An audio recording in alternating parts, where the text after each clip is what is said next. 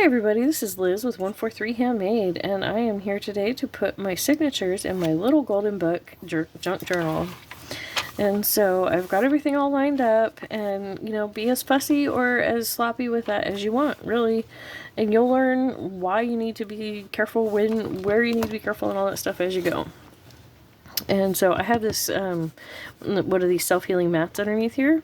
So I'm just going to lift the book up just a little bit, but I'm going to make sure my fingers are clear of where I'm going to be poking, but I am going to have them under so that way there's some airspace in between the book cover and the mat, so that way I can know that I'm all the way through. And I'm just going to poke a hole, and I don't measure. I just decide randomly where I'm going to poke the hole. And because I'm going to use this fuzzy yarn, I really want to make sure that that hole is kind of wallered out some. Really wiggle it, because this shaft is not very large. So I'm going to go ahead and put a hole there, and then coming down, I don't know, about the length of my thumb here, which is about an inch. I think it's about an inch on most people. So I think I read that somewhere. I'm just kind of, like I said, waller it out, and then come down here. I'm going to do the same thing. I'm going to put one, like, basically at the corner here. There we go. And kind of waller it out. And then about an inch up. And kind of waller it out. There we go. Then we flip it over. Make sure that looks about even to us. Yes, it does. You probably it probably didn't pick up those holes very well on camera, but that's okay. They're there. So you don't need very much length in this type of binding. I don't know the name of it. It's just 2 holes at the top, 2 holes at the bottom, and you just loop a piece through each of those sets of holes. You don't like sew all the way down and all the way back up or anything. And so what I'm going to do is, this is a yarn needle for like crochet and knitting. This is the type of needle that you get for sewing in the ends and that kind of work. But it also works fabulous when you're using, these thicker, non-traditional binding threads, yarns, things like that. Or if you want to combine several different things, which I've done, which is super fun. But okay, I'm going to go ahead and have to go back through the hole this way. And sometimes, when you flip it around, things kind of shift and you have to kind of realign it.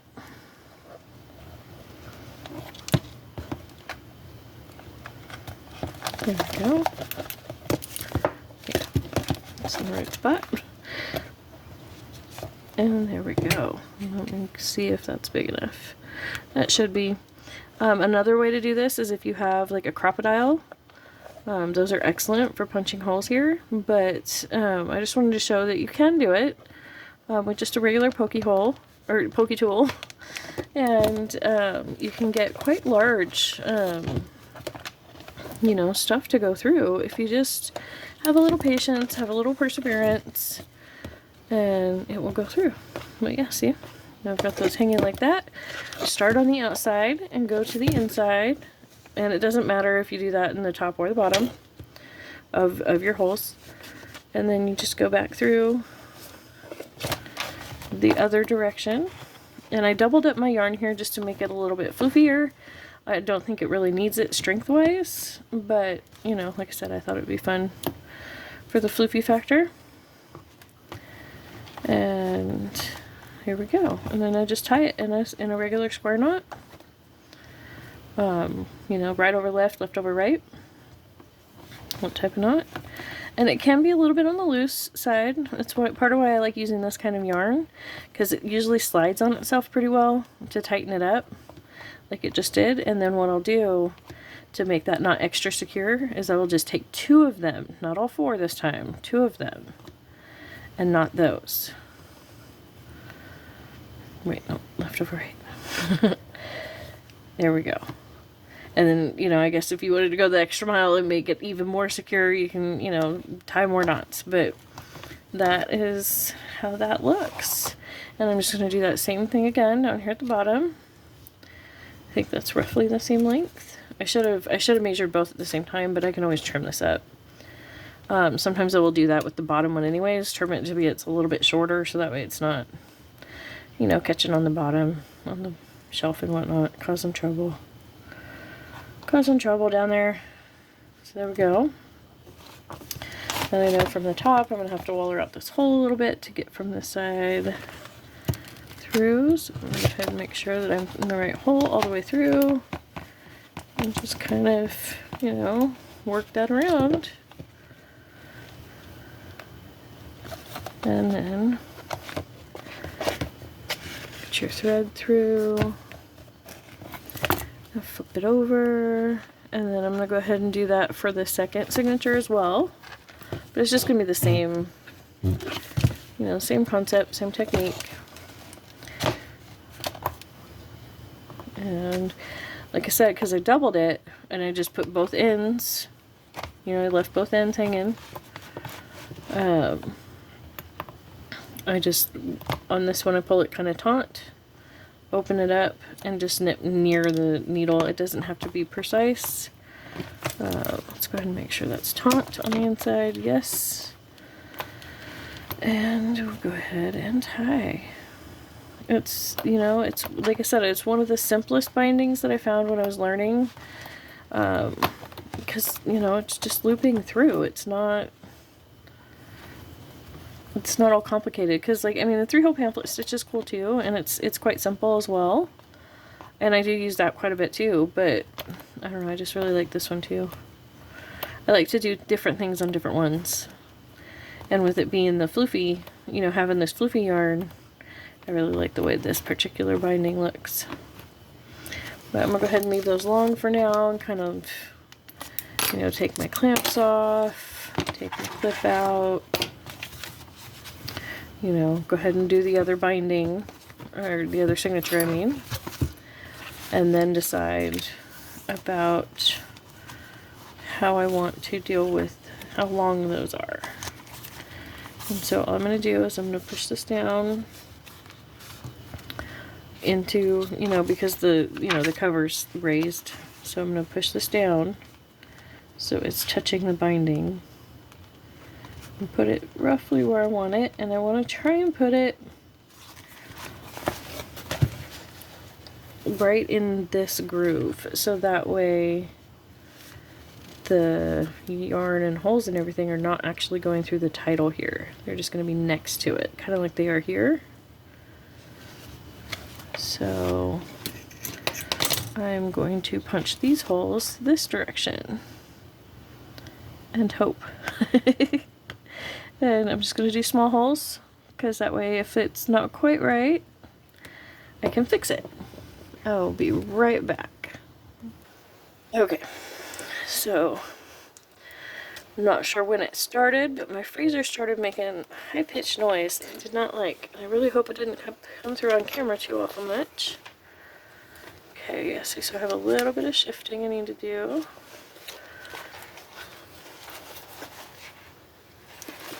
So I'm actually just going to do it like this. Like so.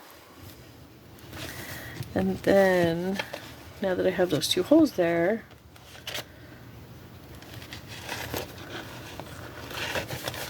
because I know I want my hole right here on the crease here, and this is so, you know, not a good example of how to be safe, you know, but, you know, we do what we gotta do, right, to get things done.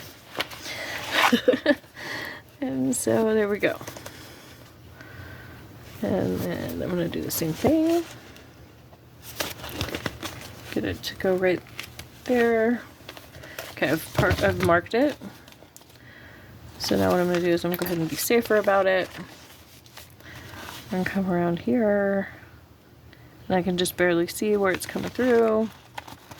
And go ahead and poke through that direction. Okay. And, you know, of course, make sure everything's right side up and, you know, facing the direction that you want it and all of those things, because they're so hard to adjust, you know, or they can be very hard to adjust. Not that they're impossible. Like I said, in the junk journal world, we don't make mistakes, right? We create opportunities for problem solving. We create art spots. You know, we don't make mistakes. At least that's how I like to see it. Okay. So there we go. I've got it flipped around. I've got that. So now I've got this kind of, I'm using the needle basically as a pin to hold that in place. And this is part of why it was so hard. I did not clip it. That I was wondering what made this one so much more difficult. That makes sense. I didn't clip it. Remember to use your clips, guys. Use your clips. They're your friends. Just like something else, you know, last year I did a December daily. I'm doing a December daily again this year. And the one I participated in last year was hosted by Susan Hiles. And one of their prompts was making lists. Yeah, see, look how much better that one came out with the clamps. But one of the prompts was making lists. I'm not a list maker, you know, but I went ahead and I made the video about how I'm not a list maker, essentially. But you know what I discovered over the last year or so? Lists are kind of magic. Like, for real. I get so much more done when I have a list than when I don't. Even if I don't, I really don't enjoy the making of a list. You know, that process. I really don't. It stresses me out on a level. But at the same time, that's very short-lived, and then I get so much more done.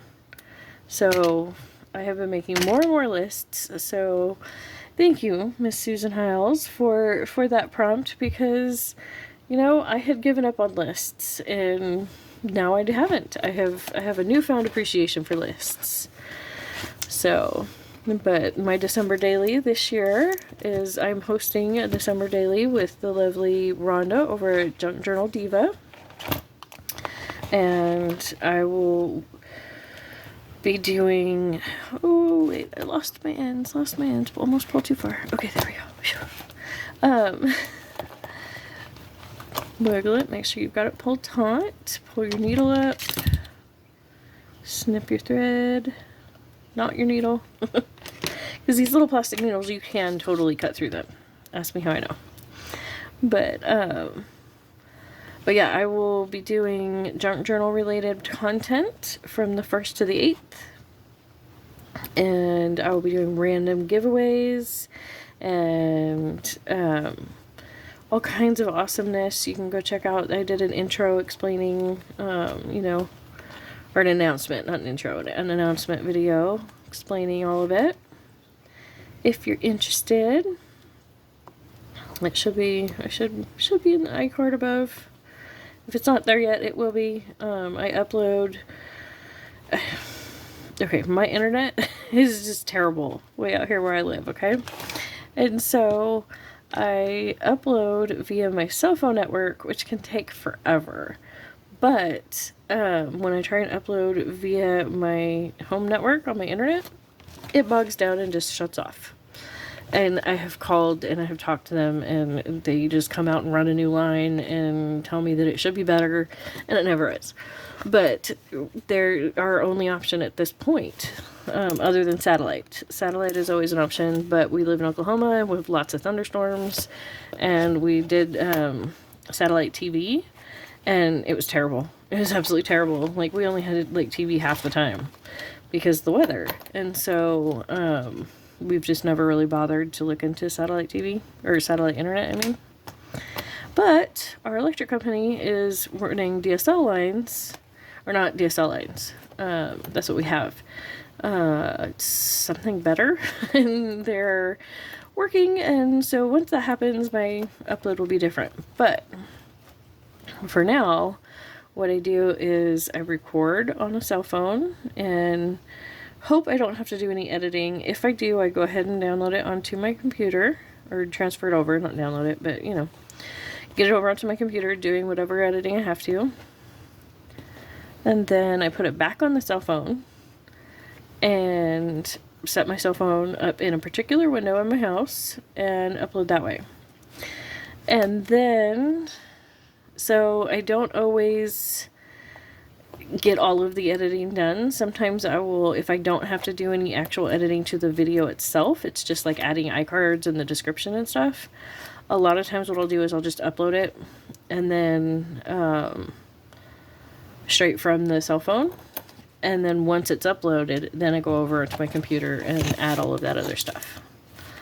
So there we go. That was very roundabout, long explanation. Probably most of you don't even care all that much about my internet troubles.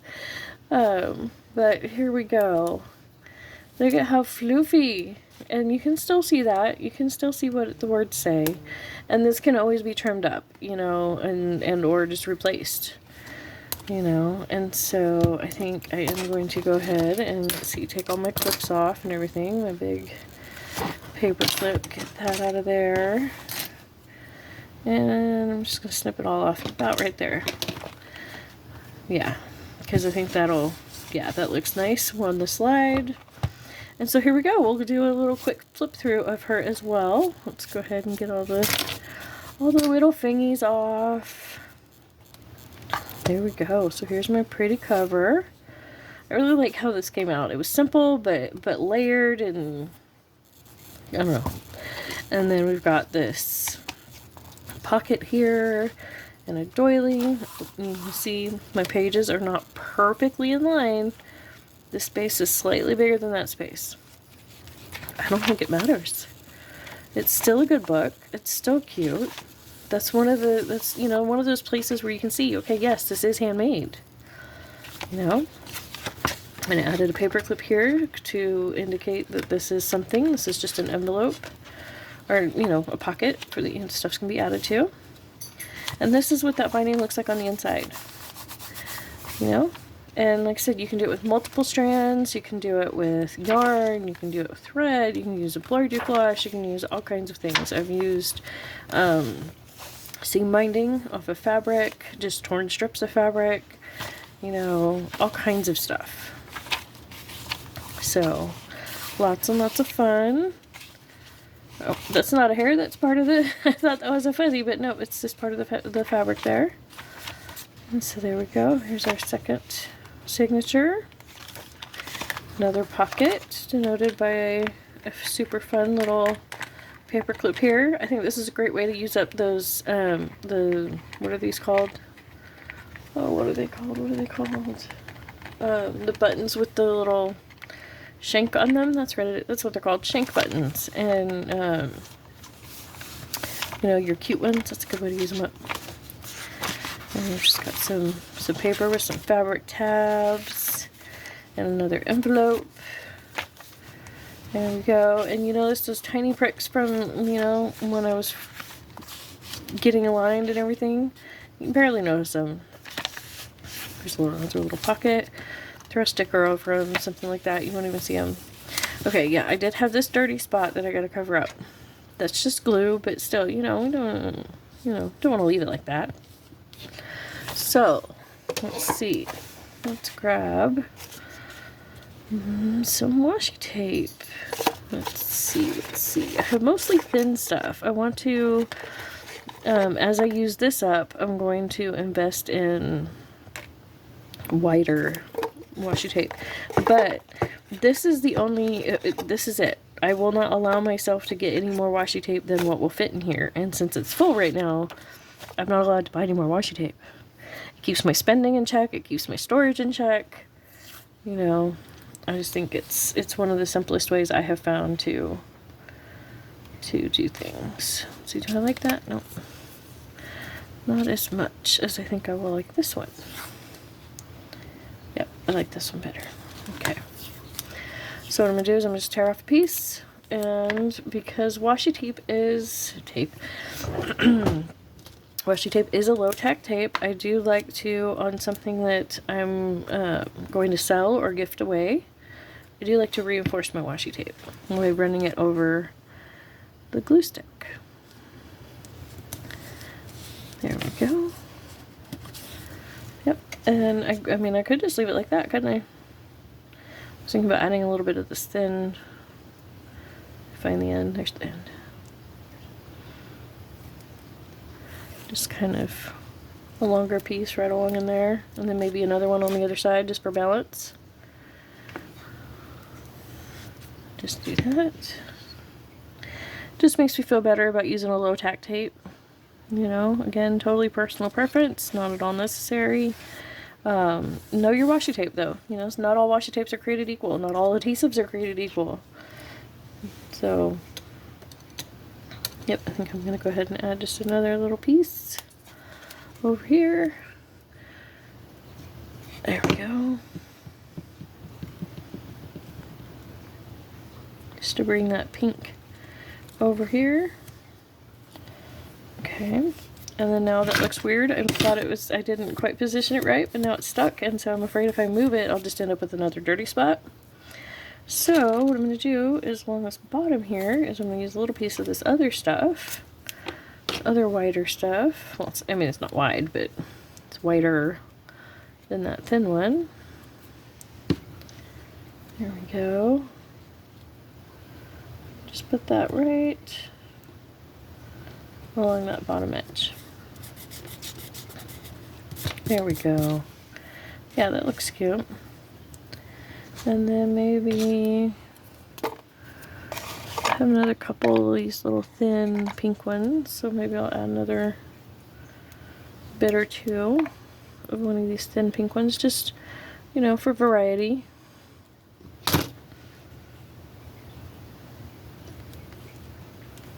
And overlap and collage and just fun. 'Cause it's fun. 'Cause I wanted to. So there we go. But yeah, you can see in the original book there was some red coloring. And it looks like they tried to, yeah, they just wrote Rockabye Baby. They just copied the letters, and then there were some other little spots of it. So there we go. But there's lots and lots of writing space in here. And cool spots to, you know, envelopes to stick the mementos and stuff in. I thought this would be a great little memento of a little girl's school year or something, you know, maybe preschool, or, you know, I mean, really, it could be a diary, it could be anything. But here we go. And she will be available in my Etsy store for purchase when this video goes live. So thank you so much. The link will be below. I genuinely cannot tell you how much I appreciate every single minute we spend together, and all of your guys' patience and support over the last year or so. I've been on here for a little bit more than a year, but really only like a year of real, like, full-time effort on my part. You know, I was trying before, but kind of only, you know, I didn't fully invest myself in it at first, kind of thing. So it's been about a year, and I can't tell you guys how much I appreciate every single minute we've spent together, and you know, just all of the appreciation, and all of this love and support, and likes and subscribes and comments and just everything. Thank you, thank you.